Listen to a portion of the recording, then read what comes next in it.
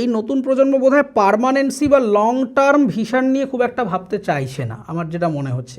মানে এই যে প্রেডিক্টেবল ফিউচার, আমি একজনের সাথে বন্ধুত্ব করলাম এবং সেটা আমি 10 বছর পরেও সেই লোকটা আমার বন্ধুই থাকবে, এটা নিয়ে তারা ভাবিত নয়। মানে এরা খুব শর্ট, মানে লিভিং উইথ দ্য টাইম, এইটাই তারা অনেক বেশি বোধহয় বিশ্বাস করে, যে এখন তোমার সাথে আমার ভালো বন্ধুত্ব, তো এই বন্ধুত্বটা মানে এই মুহূর্তটাকে আমি মানে এনজয় করছি, বিলিভ করছি।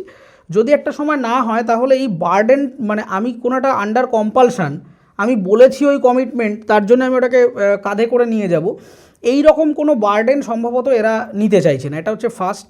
সেকেন্ড যেটা, সেটা হচ্ছে কনসেপ্ট অফ ম্যারেজ বা বিয়ে বলতে যে সোশ্যাল ইনস্টিটিউশনাল যে সেট আপটা রয়েছে, সেই সেট আপটার মধ্যে কিছু রিফরমেশনের প্রয়োজন আছে। কারণ এই সেট আপ, মানে এই যে এখন একটা ট্রানজিশনাল ফেজ রয়েছে, আগে যেটা ছিল যে এই একটা পরিবারের সাথে আরেকটা পরিবারের যে ইনক্লুসিভিটি, কারণ এখন যেহেতু ভ্যালু সিস্টেমটা কমপ্লিটলি আলাদা হয়ে গেছে, মানে আমার মা বাবার মা বাবা, মানে আমার দাদু দিদার সাথে মা বাবার যে মানে মতানৈক্য বা যে গ্যাপটা, সেটা যতটা আমার সাথে আমার মা বাবার গ্যাপটা দেখা যাচ্ছে তার থেকে বেশি, এবং আমার সাথে আমার কাজিনদের গ্যাপটা তার থেকে আরও 3 গুণ বেশি। তো এই জেনারেশনাল গ্যাপের মাঝখানের যে বিয়োগফলটা, সেই বিয়োগফলটা এত বেশি বেড়ে যাচ্ছে, মানে আদর্শগতভাবে, ভ্যালু সিস্টেমগতভাবে।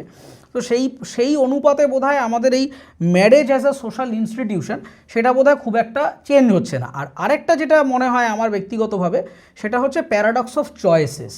কারণ আগে যেটা ছিল যে আমি একটা স্কুলে পড়ি, একটা কলেজে পড়ি, সেটা আমার সম্বন্ধ করে বিয়ে হোক, প্রেম করে বিয়ে হোক, আমার একটা পরিবার, তার বাইরে একটা পাড়া, হ্যাঁ, এর মধ্যেই আমার এই ঘোরাঘুরিটা রয়েছে। ম্যাক্সিমাম একটা কলেজে যাচ্ছি, একটা কোনো চাকরির জায়গায় যাচ্ছি, অফিসে একটি ছেলে বা মেয়েকে ভালো লাগলো। কিন্তু এই আজকের এই যে ডেটিং বা এই সোশ্যাল মিডিয়াতে এসে এই যে এত বেশি অপশানস, এবং এই যে মাইক্রো চিটিংয়ের মতো কনসেপ্ট এসে গেছে, মানে আমি একজনের সাথে সম্পর্কে আছি, তারপরে আমার মনে হচ্ছে যে আমি ইনস্টাগ্রাম খুলে যদি আরেকজনকে ভালো লাগে, আমি এই যে সুইচ অন সুইচ অফ।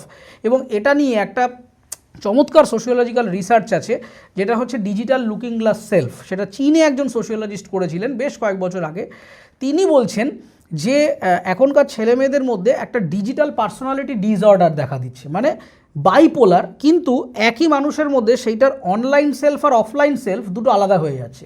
ধরা যাক অনেক ছেলে বা মেয়ে, সে অনলাইনে প্রচণ্ড একটা ফ্লার্টি বিহেভিয়ার করতে পারছে, প্রচণ্ড মানে ভালো কথা বলছে, খুব ইমপ্রেসিভ।